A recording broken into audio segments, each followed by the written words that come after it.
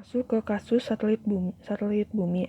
Nah, satelit itu adalah benda langit yang mengelilingi planet. Nah, satelit itu ada dua, yaitu yang alami dan ada juga yang buatan. Contoh satelit alami itu misalnya satelit bumi. Satelit bumi itu kan bulan ya. Terus misalnya di sini ada planet nih. Ada planet, terus ternyata sebuah satelit buatan yang diletakkan sehingga ada di ruang angkasa dengan jarak uh, dari pusat bumi sebesar R. Jadi ini bumi. Terus ada satelit di sini. Nah, jarak dari pusat bumi ke satelitnya itu adalah R. Terus dan dia berputar mengorbit. Dia berputar nih mengorbit bumi ini. Pasti dia punya kecepatannya dong. Dia punya kecepatan linear untuk mengorbitnya. Terus kecepatan linear supaya dia nggak jatuh atau enggak dia nggak terlepas ke luar angkasa yang lebih jauh. Dan ketika dia mengorbit dengan gerakan melingkar seperti ini, dia pasti punya gaya yang namanya gaya sentripetal atau gaya yang arahnya selalu menuju ke sentri atau ke pusat perputaran.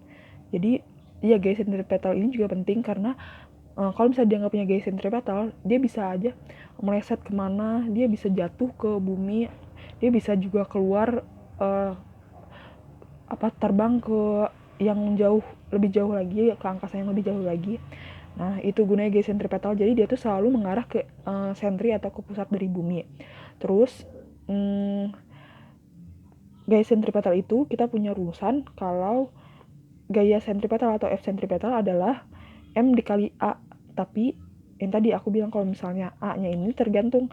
Kalau misalnya kita ngomonginnya tentang gravitasi berarti percepatannya juga bukan percepatan linear tapi percepatan gravitasi yang rumusnya Gm per R kuadrat. Nah, sekarang karena kita ngomonginnya gaya sentripetal berarti kita juga A-nya ngikutin, jadi A-nya juga A sentripetal. Jadi A sentripetal itu kan rumusnya V kuadrat dibagi R. Maka F gaya sentripetal itu adalah M dikali AS kan. M-nya AS-nya tuh adalah V kuadrat dibagi R. Ya, jadi pada saat menjadi planet maka dia tuh punya gaya sentripetal yang arahnya tuh menuju pusat perputaran bumi atau planet atau benda yang berukuran M1, dan satelit itu punya juga massa satelit juga punya M2 kita anggap. Nah, ketika ada dua benda kan, kita masuk lagi ke materi gravitasi. Ketika ada dua benda yang punya massa 1, punya massa yang benda yang kedua tuh punya massa 2, maka dia punya gaya gravitasi antar keduanya. Jadi dia pasti ada gaya tarik antar kedua benda yang mempunyai dua massa itu. Jadi dia juga punya nih, dengan menganggap gaya sentripetal ada gaya gravitasi. Kenapa kita bisa menganggap sama? Karena gaya sentripetal itu kan tadi arah gerakannya itu menuju ke pusat atau ke sentri dari benda yang dikelilinginya. Nah, gaya gravitasi juga arahnya pasti kan selalu ke inti bumi. Nah, maka dari itu kita bisa menganggap kalau misalnya gaya sentripetal itu bisa aja sama dengan gaya gravitasi. Nah, karena dengan anggapan seperti ini kita bisa rumuskan kalau F sentripetal sama dengan F gravitasi. Nah, F sentripetal kita udah dapat tadi. Fs itu sama dengan mv kuadrat dibagi R. Kita masukin mv kuadrat dibagi R. Habis itu gaya gravitasinya yang paling awal kan kita tadi tahu kalau gaya gravitasi itu adalah Gm1 M2 dibagi R kuadrat. Nah, kita coret nih yang bisa dicoret. M-nya pasti ada yang bisa dicoret kan, ada yang sama. Coret nih. Nah, ini R-nya juga, ini R pangkat 1, ini R pangkat 2 dicoret. Jadi kita punya V kuadrat sama dengan Gm per R. Nah, berarti kalau misalnya kita mau nyari kecepatan satelit saat mengorbit, berarti kita tinggal akarin aja nih si Gm per R kuadratnya. Nah, setelah kita akarin, kita ketemu nih namanya kecepatan satelit. Jadi kecepatan minimal atau maksimal ya pada satelit pada saat dia tuh mengelilingi sebuah planet agar dia tuh tidak terlalu cepat dan tidak terlalu lambat. Karena kalau dia terlalu cepat bisa aja dia terlempar, kalau dia terlalu lambat dia bisa aja jatuh ke dalam planet tersebut. Nah, di sini kita juga punya rumusan kalau misalnya di sini M-nya yang dikasih tahu. Nah, gimana kalau misalnya ternyata M-nya nggak dikasih tahu? Kita tuh bisa pakai cara yang ini. Jadi, kan tadi kita masuk lagi ke sini, Fs sama dengan F gravitasi. Jadi, tadi mv kuadrat dibagi R sama GMM per R kuadrat. Nah, kita yang dicoret M-nya aja dulu. Jadi, kita coret M-nya, kita dapat V kuadrat. Kan tadinya V kuadrat dibagi R sama dengan GM per R kuadrat. Nah, kita pindahin karena kita mau nyari kecepatan satelit, berarti yang di sebelah sini cuma ada V-nya doang dong. Berarti V kuadrat sama dengan GM per R kuadrat, si R ini kita pindahin ke sini. Jadi dikali R. Nah, seperti yang kita tahu, kalau misalnya GM per R kuadrat itu adalah rumusan dari percepatan gravitasi. Berarti kita masukin nih GM per R kuadrat itu kita ganti jadi G dikali R. Jadi V itu kecepatan linear, kecepatan dari satelit itu adalah akar dari percepatan gravitasinya dikali sama R. Nah, ini kita punya dua rumusan ini. Jadi bisa pakai ini. Sesuai aja yang diketahui, misalnya yang diketahui G gravitasi si planet itu, berarti kita pakai rumusan ini. Kalau misalnya kita diketahui data kayak M-nya berapa, R-nya berapa, kita bisa pakai rumusan ini untuk mencari kecepatan satelit. Nah, di sini misalnya aku punya soal.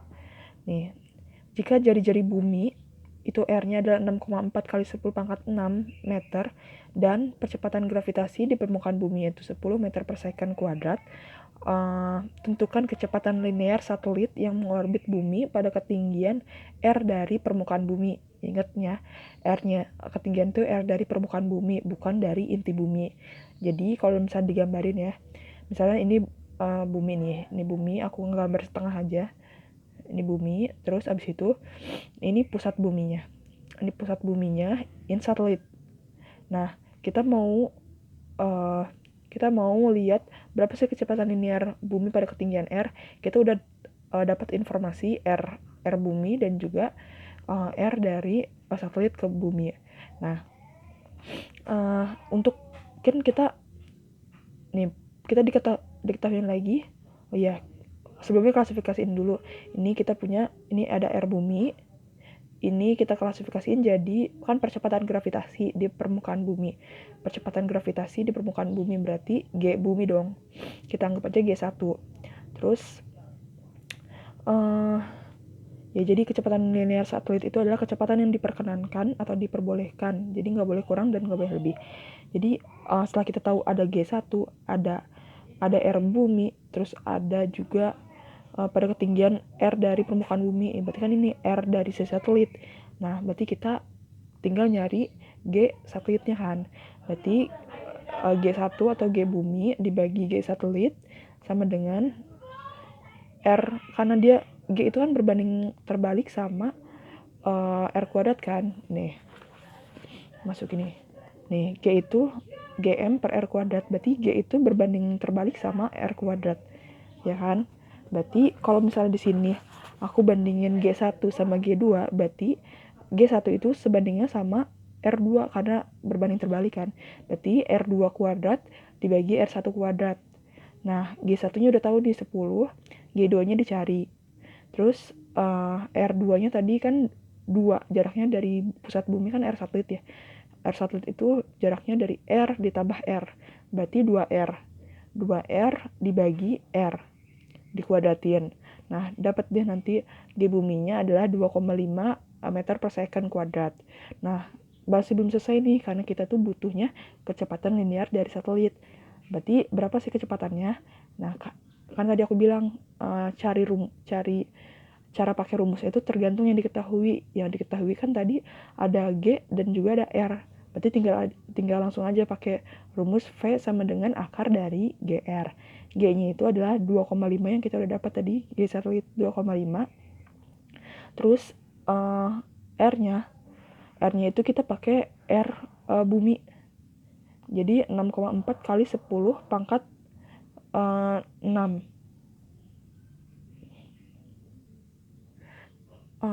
R-nya itu adalah jarak dari si permukaan planet tersebut ke satelitnya. Jadi bukan dihitung dari inti bumi lagi, tapi dari permukaannya aja. Karena kalau dari inti bumi itu ngomonginnya gravitasi. Nah, ini kecepatannya kan kecepatan dari satelitnya itu. Jadi kita pakainya R-nya itu bukan R dari inti bumi, tapi R-nya tuh R dari permukaan planet itu ke satelitnya. Jadi kita punya G-nya itu 2,5 meter per second dikali 6,4 dikali 10 pangkat 6. Kan jarak dari permukaan bumi itu kan adalah R dari jari-jari bumi. Nah, 0,4 kali 10 pangkat 6 sama dengan 4000 meter per second kuadrat.